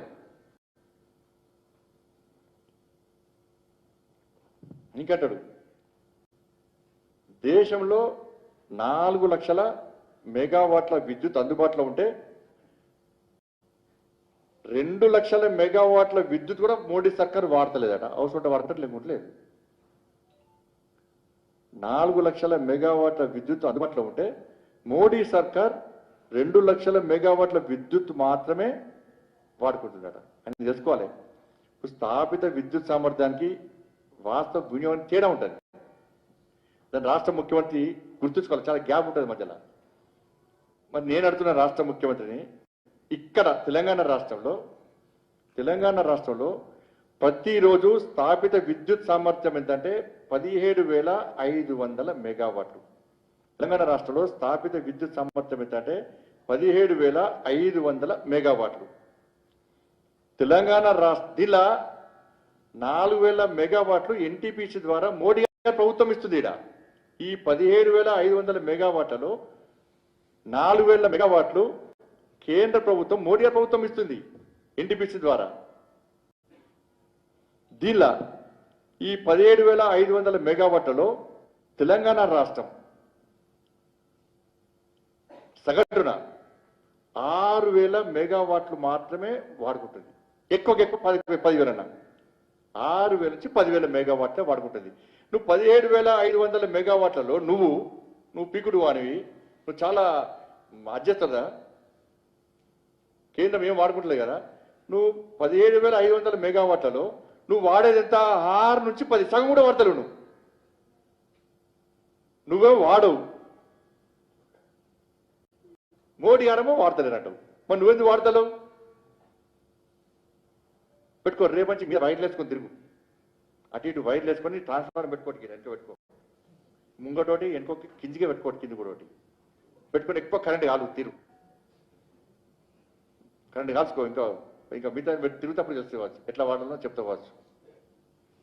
అబ్బా, అవసరానికి విద్యుత్ వాడతారా అన్న? విద్యుత్ వాడతలేరు, వాడతాను ఆయన. నాకు అర్థం కాలేదు, నాకైతే మరి అది ఏదో అర్థం కాలేదు.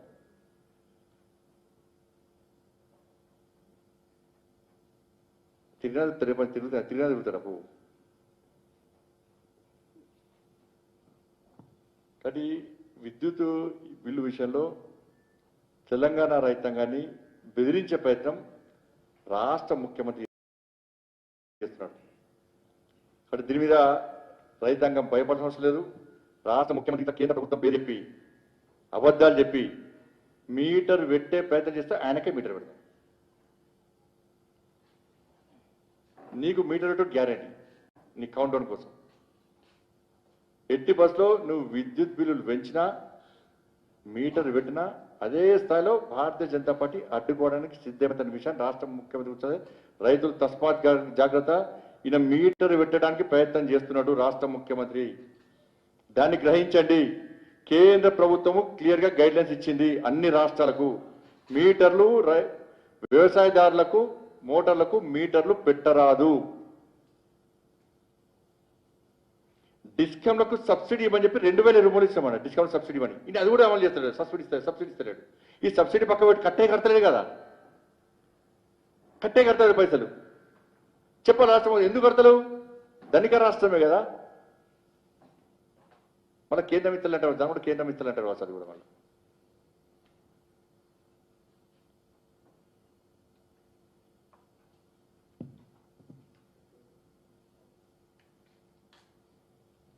వాళ్ళ రాజ్యాంగం గురించి ఇంత ఘోరంగా మాట్లాడిన కుమారాన్ని నిన్నడవచ్చు. నిన్న మందకృష్ణ మాది అన్న ప్రోగ్రాం పెట్టింది. నిన్న అఖిలపక్షం పేరుతోని ఈ రాజ్యాంగం విషయంలో ముఖ్యమంత్రి మాట్లాడిన వ్యాఖ్యలను నిరసనగా అందరం ఒక్కటి కావాలి, దీన్ని ఎట్టి బస్సులో అడ్డుకోవాలి, ఖండించాలని చెప్పి హలో పెట్టిన తర్వాత భయం చాటేది ముఖ్యమంత్రికి. నిన్న కూడా ఎంత బరిదగించి మాట్లాడుతున్నాడు. దళితులకేం వస్తామే, దళితులకేం సంబంధమే అంటున్నాడు. తలకే ఊపుకుంటా ఇట్లా ఊపుతాను కదా, ఇట్లా ఆపినా కదా. ఊపేది వేరే ఉంది కదా ఒకటి. అసలు దళితులకేం సంబంధమే అంటే నీకు సంబంధమా? నీకేం సంబంధం అంటున్నా. ముడుకో బిడ్డ ఒక్క పేజీ టచ్ చేసి చూడు. ఇందిరాగాంధీకి ఇట్నే మొత్తం మాటి మసైపోయింది. ఇందిరాగాంధీకి రాజ్యాంగం గురించి మాట్లాడితే మొత్తం మాటి మసైపోయింది. నీ బతుకు గట్టిన అవుతుంది. నువ్వు మళ్ళీ దాంట్లో పోతున్నావు కదా, కాంగ్రెస్ పార్టీకి పోతున్నావు. రాహుల్ గాంధీ ఇందిరాగాంధీ అందరూ మెచ్చుకుంటున్నావు కదా. వాళ్ళ రాజ్యాంగం విషయంలో ఇలా మళ్ళీ చెప్తున్నా, తెలంగాణ రాష్ట్రంలో కల్వకుంట్ల రాజ్యాంగం కావనా, అంబేద్కర్ రచించిన రాజ్యాంగం కావనా తెలంగాణ ప్రజలు అర్థం చేసుకోవాలి, ఆలోచించాలి. వాళ్ళ రాష్ట్ర ముఖ్యమంత్రి బాబాసాహెబ్ అంబేద్కర్ కూడా కించపరిచే విధంగా వివరిస్తున్నాడు. ఇవాళ దళితులకు రాజ్యాంగంతో సంబంధం లేదు అంటున్నాడు.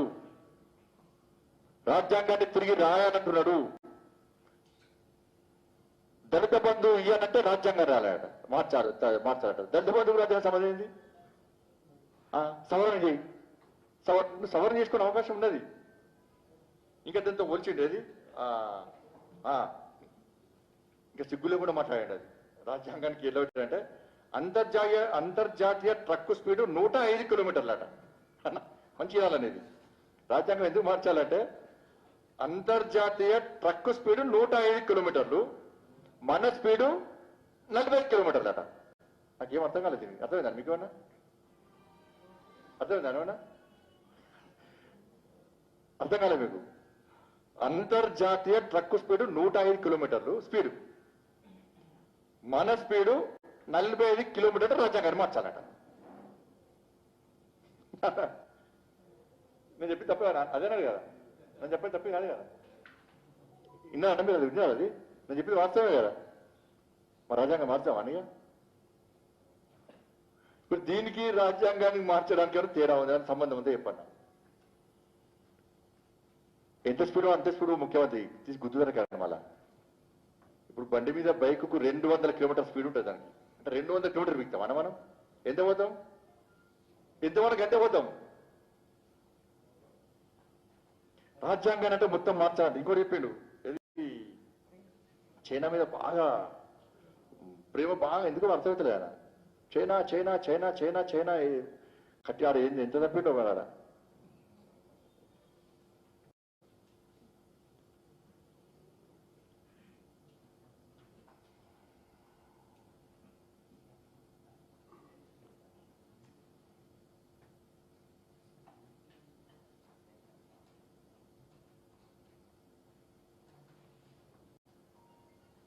చైనా అధ్యక్షుడు జిన్పింగ్ చైనా రాజ్యాంగం చాలా మంచిది అన్నాడు.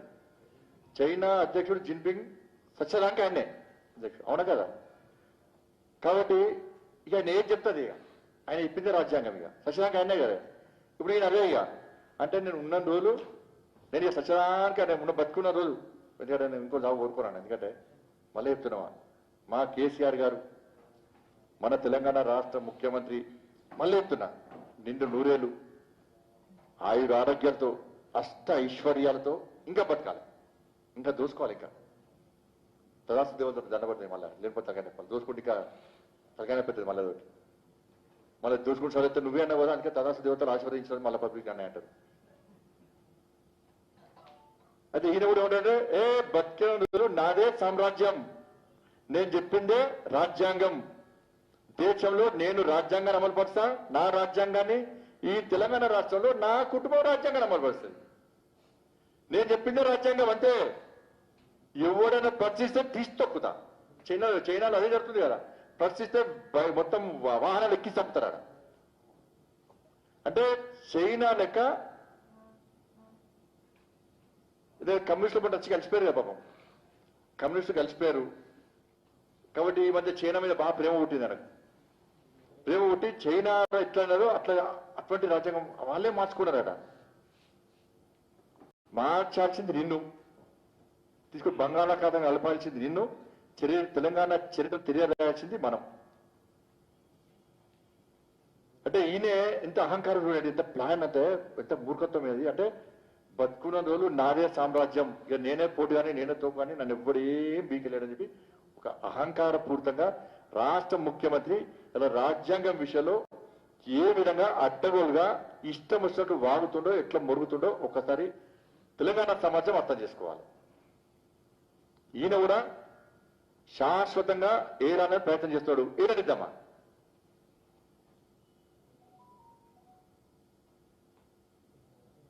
డబుల్ బెడ్రూమ్లు రాబోయిన రాజ్యాంగంలో ప్రశ్నించవద్దు. దళితుడు ముఖ్యమంత్రికి ఏ వ్యక్తి ముఖ్యమంత్రి కావద్దు, ఆయన పైన కుటుంబం ఇప్పుడు ముఖ్యమంత్రి కావద్దు. ఒప్పుకుంటారా రాజ్యాంగమైనది? 3 ఎకరాలు అసలు వేయడు, అయితే ఈ పద్ధతి సాగిస్తాడు. ఒప్పుకుంటారా మీరు? నోటిఫికేషన్ చదవలేదు, ఇక ఒప్పుకుంటారా మీరు? ఆయనే ఆయన కుటుంబం మాత్రమే రాజ్యం వెళ్తుంది, ఒప్పుకుంటామా చెప్పండి? ఇటువంటి రాజ్యాంగాన్ని కేసీఆర్ కల్వకుంట రాజ్యాంగాన్ని తీసి బంగాళాఖాతం ఎన్ని పాత్ర చేస్తాం బిడ్డ. ఎదుటి కించపరచుడు, ఎదుటి అమరపరచుడు. నేను అంటాను ఇంకా ఏమంటాడు, నీటే మాట్లాడాలి, విమర్శ చేయండి, చాలా నీటే మాట్లాడేది. నేను మాట్లాడేనా అంటుండు, ఉన్నాయని బూతులే అనే వీడియో ఉంది, అది నేను తిట్టే అంటుండు. రండ అన్నవేలు, ముండ అన్నవేలు, కుక్కల కొడుకు అన్నవేలు, గాడి కొడుకు అన్నవేలు, నరుకుతా అన్నవేలు, 3 ముక్కలు 6 lucky number, sorry lucky number 6 ముక్కలు నరుకుతా అన్నవేలు,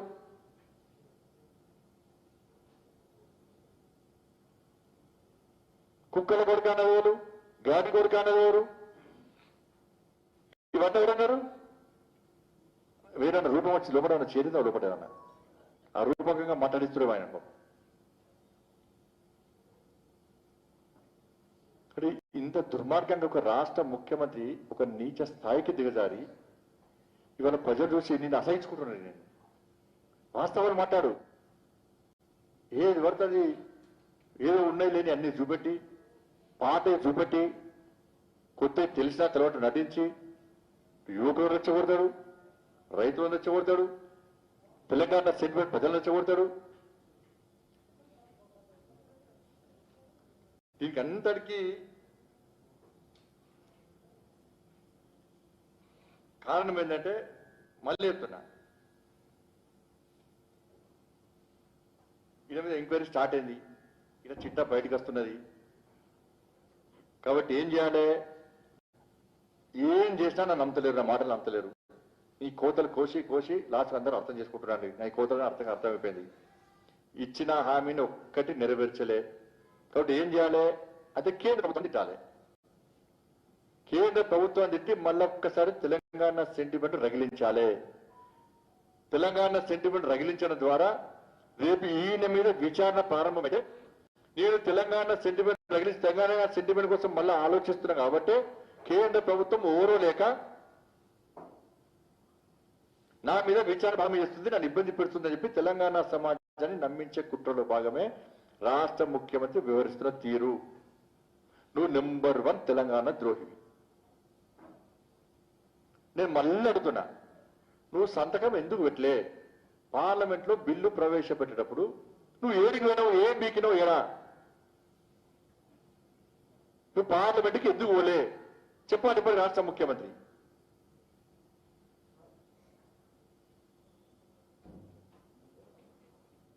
అంటే నీలాంటి తెలంగాణ ద్రోహికి, దేశ ద్రోహికి భారతీయ జనతా పార్టీ మీద మాట్లాడే అర్హత నీకు లేదు.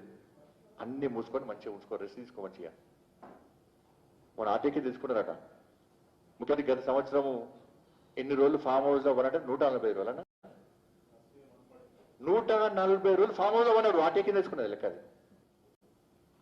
140 రోజులు ఇప్పుడు చూస్తే కామన్ గా ఆటే ఏం పెడతామన్నా, మా నాయకుడు మా ముఖ్యమంత్రి ఎన్ని రోజులు బయట తిరిగి రెస్ట్ తీసుకున్నట్టు ఈయన 140 రోజులు ఫామ్ హౌస్ ఉన్నట్టు వచ్చింది వాళ్ళని.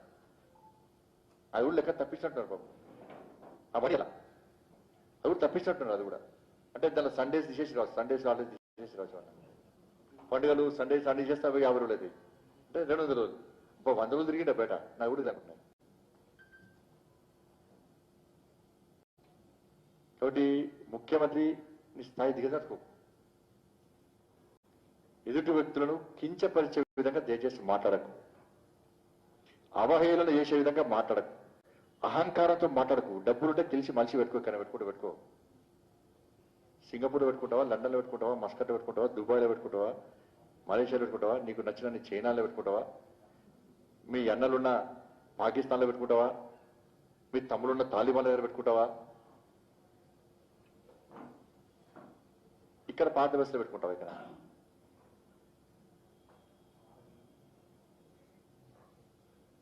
భారతీయ జనతా పార్టీ పాత వ్యవస్థను గుర్తొచ్చింది. మత విద్వేషాలు రెచ్చగొడుతున్నారు. ఎక్కడ రెచ్చగొట్టారు? ఉత్తరప్రదేశ్ లో యోగి గారి ప్రభుత్వం ఏర్పడిన తర్వాత ఎక్కడైనా మత ఘర్షణలు జరిగినాయా? చెప్పాలి రాష్ట్ర ముఖ్యమంత్రి. నీ మూర్ఖత్వ పాలనలో ఇక్కడ తెలంగాణ రాష్ట్రంలో బైంసాలో జరిగింది. బైంసాలో నీ సీఎంఓ ఆఫీస్ నుంచి వచ్చినటువంటి ఆదేశాల వల్ల అక్కడ హిందూ యువకులు పీడీ యాక్ట్ పెడితే పిచ్చోడానికి పిల్లలకి పీడీ యాక్ట్ పెట్టకూడదని చెప్పి హైకోర్టు కొట్టేసింది పీడీ యాక్ట్ ను. ఏం జరిగిందో తెలియదు. రాష్ట్ర ముఖ్యమంత్రి బైంసాలో సంఘానికి సగాలు చేస్తే సఖ్యాన్ని ఇప్పుడు సఖ్యాలో ఉచ్చబోతున్న దొంగ నా కొడుకులు కొంతమంది. నాకు హిందువులైన తగలబెట్టారు, మొత్తం బూడిదైపోయినాయి, నిలువ నీడలేదు, సత్వికలు కాకపోయినాయి, బంగారం ఎత్తుకపోయారు, మెడల పుస్తకాలు గుంజుకపోయారు. బైంసాలో నిలువ నీడలేకపోతే బయట పరదలెత్తుకొని బతికిన మా వాళ్ళు. ఫైర్ ఇంజన్ ఆపుకోవడానికి ఫైర్ ఇంజన్ వస్తే ఫైర్ ఇంజన్ పైపులు పోసేసారు. ఇలా పసిపిల్లలకు ఆకలితుందని పాలు జరగకపోతే పాలు తెచ్చే యువకుల మీద దాడి చేసి పెట్రోల్ వచ్చారు. ఏం చేసింది పోలీసు? ఏం చేసింది? నీకు కొబ్బరి కట్టకపోతే అధికారులు ఏం చేశారు? హిందూ అయిన కారణంతో మందాగి వచ్చిందట. మందాగేనా నువ్వు? మందాగి అధికారులు కొంతమంది పెట్టుకున్నావు. పచ్చకామలని లోకంతా పచ్చాడు, నీలక అందరూ ఉంటారనుకుంటాను. బైంసాలో ఎంతమంది అలా తంగ విద్రోహంతో చర్యలు తీసుకొని చెప్పాలి రాష్ట్ర ముఖ్యమంత్రి. ఇల్లు తగలబడ్డది హిందువుల మీద, అలా ఇల్లు తగలబడ్డది హిందువుల మీద, దాడి చేసింది హిందువుల మీద, ఆస్తులను దొడ్డ తెచ్చింది హిందువులది, బంగారం ఎక్కపోయింది హిందువులది,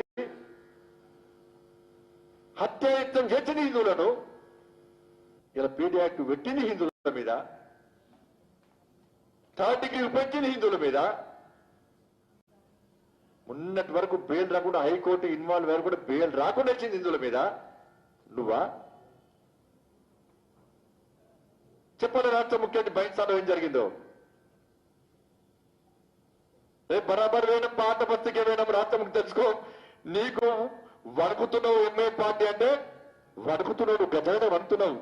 నీకు సమాధానం ఇచ్చింది ఓవేసి పాత బస్తీకి పర్మిషన్ తీసుకొని చెప్పి అన్ని ముట్టుకొని ఇంట్లో కూర్చున్నాను. నీ కార్యకర్తలు, నీ టీఆర్ఎస్ పార్టీ కార్యకర్తలు పోటీ చేస్తే నువ్వు ఎన్నికల ప్రచారం చేయాలి. ఆలోచించాలి, టీఆర్ఎస్ పార్టీ కార్యకర్తలు ఆలోచించాలి. మీరు పోటీ చేస్తే రాలేదన్నా కేసీఆర్ సారు, మిమ్మల్ని గెలిపేయడానికి రాలేదన్నా కేసీఆర్ సార్, మీరు జెండా వచ్చిరన్నా. ఎంఏ పార్టీ భయపడాలేదన్నా, మేము వచ్చినామన్నా, ఇదే పాత బతికి వచ్చినామన్నా, చార్మినార్ గడ్డ దగ్గర భారత్ మాతకి జైని నినదించమన్నా, జై శ్రీరామని గర్జించమన్నా, చార్మినార్ మీద కాచార్యాన్ని రేపు రాయించమన్నా, సభను స్వీకరించమన్నా, తొడగొట్టి ముందుకు వచ్చామన్నా. ఇది భారతీయ జనతా పార్టీ కార్యకర్తల ధైర్యం అన్నా. మీ ముఖ్యమంత్రి నమ్మకండి, దేశద్రోహ వ్యాఖ్యలు చేస్తున్నాడు, దేశద్రోహ వ్యాఖ్యలు చేస్తున్నాడు రాష్ట్ర మీ ముఖ్యమంత్రి. ఈ ముఖ్యమంత్రి మీ నాయకుడు. దాన్ని సమర్థిస్తే రాబోయే రోజుల్లో మీరు కూడా అబాస్ పాలితున్న విషయాన్ని టీఆర్ఎస్ పార్టీ కార్యకర్తలు గుర్తుంచుకోవాలి. వద్దన్న మన రాజకీయాలు వద్దన్న, ఈ చిల్లర రాజకీయాలు వద్దన్న, దేశం కోసం పనిచేద్దామన్నా, తెలంగాణ రాష్ట్రం కోసం పనిచేద్దామన్నా. కానీ ముఖ్యమంత్రి మాటలు నమ్మి మీరు మోసపోకుండా, ద్రోహులకి కనీసం ద్రోహులను పక్కన వేసుకుంటారన్నా. మీలాంటి కార్యకర్తలకు ఎంతమందికి ఇచ్చిందన్నా? ఇవాళ ఉత్తరప్రదేశ్ లో ఎవరైతే మత విద్వేషాలు రగిలించే ప్రయత్నం చేస్తాడో వాళ్ళందరూ లోపడేస్తే బయటికి వస్తే చచ్చిపోతామని చెప్పి అలా బెయిల్ తీసుకుంటే చాలా మంది ఇప్పుడు కూడా బెయిల్ తీసుకోవడానికి కూడా జైలు నుంచి బయటికి రావడానికి కూడా భయపడుతుందంటే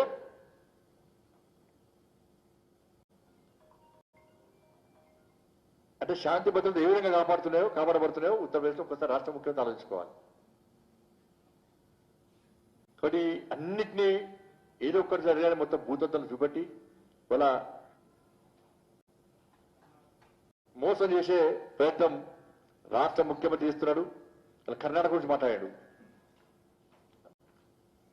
ఇప్పుడు హిజాబ్ గురించి మాట్లాడి రెచ్చగొట్టింది ఎవరన్నా? నేను మాట్లాడాను ఎప్పుడైనా హిజాబ్ గురించి? మా పార్టీలు ఇక్కడ మాట్లాడారు ఏమన్నా? ఈయననే మాట్లాడాడు. అంటే రెచ్చగొడుతుందిగా, అంటే రాజ్యాంగం విషయంలో విశ్వసించింది కాబట్టి మళ్ళా మతం మీదకి లేపాలే, తెలంగాణలో మత విద్వేషాలు రగిలించాలి, మన దాన్ని బీజేపీకి నెట్టాలి. హిజాబ్ గురించి సుప్రీంకోర్టు క్లియర్ గా చెప్పింది, ఎక్కడ వ్యాఖ్యలు చేయొద్దు. మళ్ళీ నేను సుప్రీంకోర్టు ఆదేశాలు ధిక్కరించి వాళ్ళ వ్యాఖ్యలు చేసిండు. నీకు ముస్లిం మహిళలంటే గౌరవం ఉంటే నువ్వు త్రిబుల్ తలాక్ ను సమర్థిస్తున్నావా వ్యతిరేకిస్తున్నావా రాష్ట్ర ముఖ్యమంత్రి చెప్పాలి. త్రిబుల్ తలాక్ వల్ల ముస్లిం మహిళలు ఇబ్బంది పడుతున్నా లేదా? వాళ్ళ బతుకులు బర్బాద్ అవుతున్నాయా లేవా? ముస్లిం మహిళలు కూడా భారతీయ జనతా పార్టీకి మద్దతుగా ఉంటున్నారని భావించే హిజాబ్ అనే కొత్త సమస్యను తెలంగాణ రాష్ట్రంలో సృష్టించే ప్రయత్నము సాక్షాత్తు రాష్ట్ర ముఖ్యమంత్రి చేస్తున్నాడు. బెంగళూరులో, కర్ణాటకలో ఉన్నట మత విద్వేషాలు లభిస్తున్నాడు. అందుకే పెట్టుబడి వస్తలేవట. ఇవాళ 2022 ఇది కర్ణాటకలో బ్రోకర్గా వ్యవహరిస్తున్నారా? నేను బొందా చేస్తే 1,00,000 కోట్ల పెట్టుబడి వస్తున్న కర్ణాటక రాష్ట్రంలో. ఆపేయలేదు ఇవాళ ఎఫ్డిఐ. తెలంగాణలో కర్ణాటకలో ఎఫ్డిఐ ఏంటంటే హాఫ్ ఇయర్ లో 1,00,000 కోట్ల పెట్టుబడి వచ్చినాయి. ఇక మన రాష్ట్రం ఎక్కడుంది తెలుసా? ఎన్నో ప్లేస్ ఇది? 1, 2, 3, 4, 5, 6 7,000 కోట్లే. నక్కకు నాగలవుతాను ఫరక్ ఉండేది. కర్ణాటకలో అంటే మత విద్యలో ఎడస్తాయి అంటున్నాడు. రే కర్ణాటకలో అన్ని వర్గాలను సమానంగా చూసేటువంటి ప్రభుత్వం ఉంది కాబట్టే అన్ని కంపెనీలు, పెద్ద పెద్ద సంస్థలు, విదేశీ పెట్టుబడులన్నీ కూడా కర్ణాటకకు వస్తున్నాయి. తెలంగాణ రాష్ట్రంలో ఎందుకు వస్తలేవు? కమిషన్ కావాలని, పర్సంటేజీలు కావాలనే. పర్మిషన్లు ఇస్తే పర్సంటేజా, జాగాలు ఇస్తే కమిషన్లేనే, దానిలో పార్ట్నర్షిప్ కావాలనే, నీ కుటుంబానికి పార్ట్నర్షిప్ కావాలనే, నీ నాయకులకు పర్మిషన్ కావాలనే, కమిషన్లు కావాలనే. ఎందుకు వస్తాయి? మరి తప్ప ఇది రాష్ట్ర ముఖ్య చెప్పాలి, సమానం చెప్పాలి. ఇది 6వ ప్లేసు. 1, 2, 3, 4, 5 6వ ప్లేసు. Karnataka number 1 place. గురించి మాట్లాడతాం, కర్ణాటక గురించి మాట్లాడతాం. కర్ణాటక తర్వాత మహారాష్ట్ర ఉంది, మహారాష్ట్ర తర్వాత ఢిల్లీ ఉంది, ఢిల్లీ గుజరాత్ ఉంది, గుజరాత్ తమిళనాడు ఉన్నది, తర్వాత నువ్వు ఉన్నావు. మన రాష్ట్రం ఉంది. దీనికి కారణం వాళ్ళు ఎందుకు వస్తలేరు? ఇది కూడా అబద్ధం ఆలోచిస్తే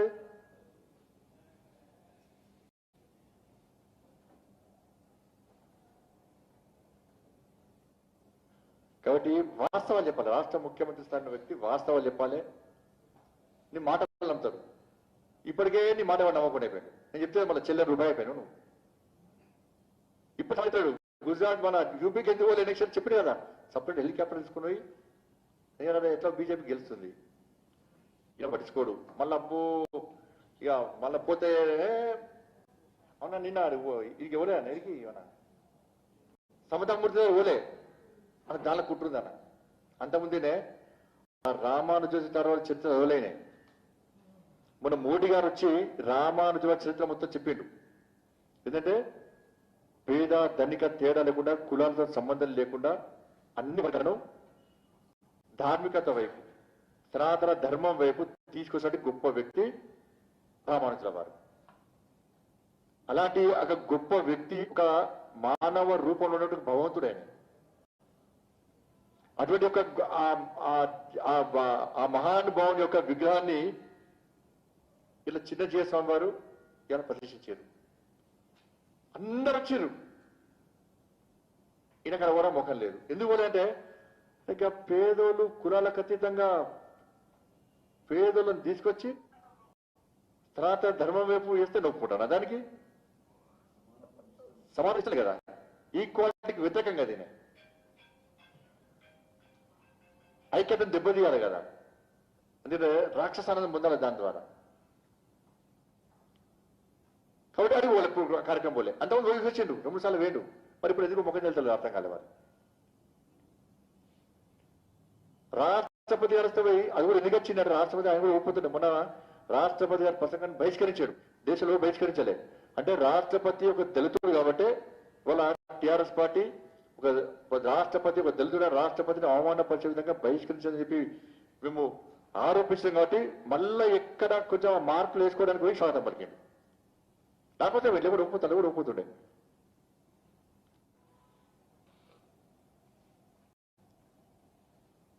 అన్ని విషయాలు తెలంగాణ రాష్ట్ర ప్రజలు గుర్తిస్తున్నారు, గమనిస్తున్నారు, గ్రహిస్తున్న విషయాన్ని రాష్ట్ర ముఖ్యమంత్రి గుర్తుంచుకోవాలి.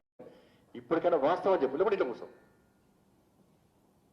ఎదుటి వ్యక్తిని కించపరిచి నీకు డబ్బుందని అహంకారంతో మదంతో బలిపెక్కి బరిదెగ్గించి ఏది పడితే మాట్లాడదంటే తెలంగాణ సమాజం సహించదనే విషయాన్ని రాష్ట్ర ముఖ్యమంత్రి గుర్తుంచుకోవాల్సిందిగా హెచ్చరిస్తూ ముగిస్తున్నాను. ధన్యవాదాలు. నేను అడగారు ఉంటారు అది మనకేం తెలుసు. జాతీయ పార్టీ అంతర్జాతీయ పార్టీ వదులుతున్నాను. అంతర్జాతీయ పార్టీ పెట్టుకుని అర్థం చైనా పోతారు కదా. చైనా ఇల్లుకున్నాడు వచ్చామన్నా, దుబాయ్లో ఇల్లుకున్నాడు, సింగపూర్లో ఇల్లుకున్నాడు, పాకిస్తాన్లో ఉన్నాడు వచ్చామన్నా. పాకిస్తాన్లో ఉన్నాడు ఇలా దోస్తున్నాడు పేరు ఉన్నాడు బతుకున్నాడా ఉన్నాడు కదా. ఇద్దరు కంబైన్ గా ఫామ్ హౌస్ పెట్టుకున్నాడా పాకిస్తాన్లో. ఇప్పుడు తాలిబాన్ అక్కడే పెట్టుకున్నాడు. ఒకటి ఇక్కడ దోస్తు అక్కడ లింక్ ఉన్నది అన్న. కేసీఆర్ అనే వ్యక్తికి పాకిస్తాన్ ఉగ్రవాదంతో సంబంధం పక్కా ఉంది. లేకుంటే ఈయన పేరు ఈయన ఎందుకు ఫోన్ చేస్తారు అన్నాడు కదా. ఈయన చెప్పినాడు. ఏం చెప్పి ఎట్లా అయిపోయింది నీకు? ఐఎస్ఐతో సంబంధాలు ఈయనకు ఉన్నాయి. అందుకే సర్జికల్ స్ట్రైక్ జరగలేని చెప్పి తప్పుడు వ్యాఖ్యలు చేస్తున్నాడు. పాకిస్తాన్ ఉగ్రవాదులు చచ్చిపోతే ఈయనకు చాలా బాధపడుతున్నాడు. వీర జవాన్లు చనిపెడితే వాళ్ళు త్యాగం చేసి త్యాగాన్ని గుర్తిస్తలేడు. అంటే ఈయనకు అక్కడితో సంబంధాలు పక్కా ఉన్నాయి 100%. ఎవరు దిగిండు అంటే ఇప్పుడు మీరు గుర్తుంచుకోవాలి. ఎవరిని కలుస్తాడు? ఇప్పుడు ఇక్కడ పోయింది ఎవరి లల్లు ప్రసాద్ యాదవ్ జైలు పోయింది కదా. జైలు పోయించాడు కదా, కలిసిడు.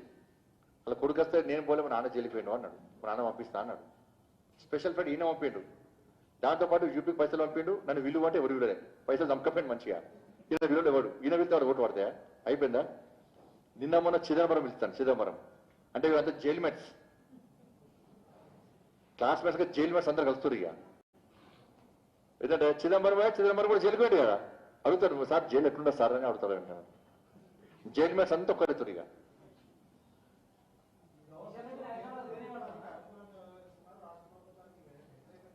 అంటే ఈయన చేసే అక్రమాలు, ఈయన చేసే దుర్మార్గాలు, ఈయన చేసే అక్రమాలు, ఈయన ఫామ్ హౌస్ లో వండుడు, ప్రగతి భవన్ వండుడు అన్ని కరెక్ట్ అంటే మంచివాడు గవర్నర్. అంతకుముందు గవర్నర్ ఫస్ట్ మంచిదనే కదా. సార్ నిన్న కేసీఆర్ అన్నది ఇండోనేషియా కొన్న రాఫెల్ విమానాలు మన విమానాలు డిఫరెన్స్ ఉంది. అన్న సుప్రీంకోర్టు ఇదేంటి ఇప్పుడు నేను వచ్చిందా ఇది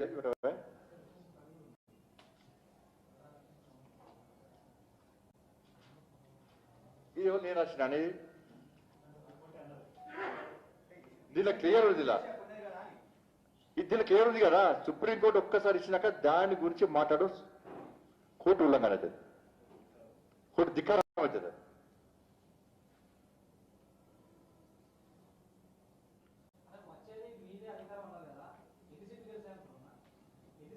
అన్ని సీట్లు మేము గెలుస్తాం. ఇవి ఏం చెప్పారో కేసు చేస్తారు మనం చెప్పిన సర్వే పీకే టీమా టీం పెట్టుకున్నారు, స్ట్రాటజీ టీం పెట్టుకున్నారు. పెట్టుకుంటే వాళ్ళు సర్వే చేస్తే 3 నెలల క్రితం భారతీయ జనతా పార్టీ 64 సీట్లు గెలుస్తుందని ఇచ్చారు. వాళ్ళ సర్వేలోనే 64 సీట్లు భారతీయ జనతా పార్టీ గెలుస్తుందని చెప్పి వాళ్ళ సర్వేలో వచ్చింది. వచ్చి తప్పనే డిప్రెషన్లకు లోనయ్యారు. ఇది 4 నెలల క్రితం ఇది.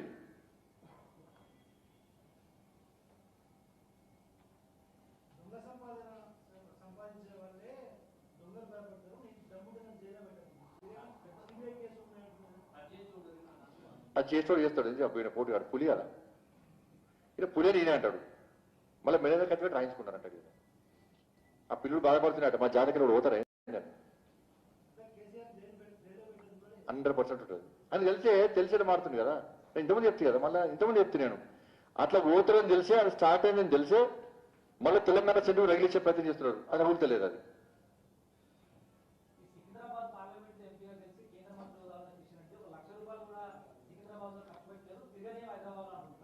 ఈయన పోటీగాడు, ఈయన రాజ్యం. ఈయన ఏం చేసిండు? ఈయన డబ్బులు బెడ్రూమ్ ఇచ్చిండా? కేంద్రం డబ్బులు బెడ్రూమ్ ఇచ్చింది కదా. ఏం చేసిండు మరి ఈయన? ఎంతమందికి ఇచ్చిండు? హైదరాబాద్ అభివృద్ధి ఏం జరుగుతుంది? ఎవరి నిధులు జరుగుతుంది? ఉన్న సంక్షేమ పథకాలు ఇప్పుడు ఆయన చెప్పే కదా 42% పెంచిందని చెప్పారు. మేము చెప్పలే, కిషన్ రెడ్డి చెప్పలే కదా, మేము చెప్పలే కదా, ఆయన చెప్పింది కదా.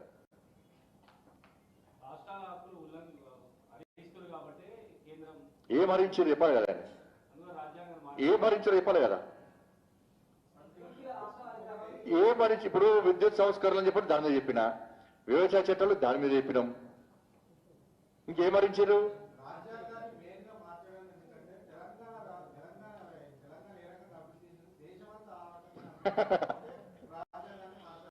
ఏం అభివృద్ధి చేసింది? మన కుటుంబం రాజ్యం వెళ్ళాలి. రైతుల ఆత్మహత్యల కోసం తెలంగాణ రాష్ట్రంలో రైతుల ఆత్మహత్యలు ఎక్కువైనా కాబట్టి దేశం మొత్తం ఆత్మహత్యలు చేసుకునే విధంగా చేస్తారా? తెలంగాణలో ఉద్యోగాలు బాగా వస్తున్నాయి, నోటిఫికేషన్లు ఇస్తున్నారు, బాగా ఇస్తున్నారు. నిరుద్యోగ పరిస్థితి రాష్ట్రం దేశం మొత్తం ఇవ్వాలనా?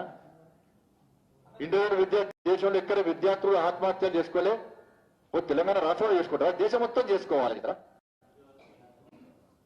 ఉద్యోగంతో ఇబ్బంది పెట్టి 317 జీవో అంటే తీసుకొచ్చి వాళ్ళు రాసి రంపాన పెట్టేటువంటి జీవోలు దేశవ్యాప్తంగా తీసుకురావడానిక?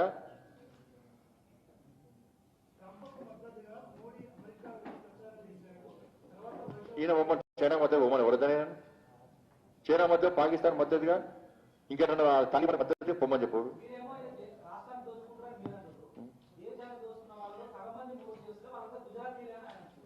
ఏ ప్రభుత్వం హయాంలో ఉండదు? ఈయన ఓడు నాకు తెలిసి వాళ్ళు పోయినట్టే పాస్పోర్ట్ పోయినాయి, ముఖ్యమంత్రి కాదు కదా, పాస్పోర్ట్ వీసా ఇప్పించింది ఈయన కావచ్చు. డౌట్ నాకే డౌట్ వస్తుంది. ఇంకా దందా బంద్ చేయనట్టు బంద్ చేయలేదు ఎందుకు దందా? వాళ్ళందరికీ నాకు డౌట్ వచ్చింది. పాస్పోర్ట్లు ఇచ్చేది ఈయన, పాస్పోర్ట్లు దందా ఇస్తున్నది ఈయన. నాకు తెలిసి దాని విచారణ జరపాలి. నాకు ధన్యవాదం వస్తుంది. వాళ్ళకు పార్పులు అందరూ కూడా పాస్పోర్ట్ వీసా ఇచ్చింది ఈయనే కావచ్చు. ఫస్ట్ దాన్ని విచారణ జరపాలి.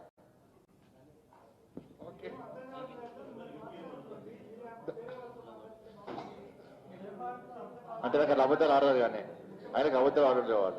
అబద్ధాలు ఆడరాదు కదా, పూతలు పోయరాదు కదా, బూతులు మాట్లాడరాదు కదా. Thank you very much.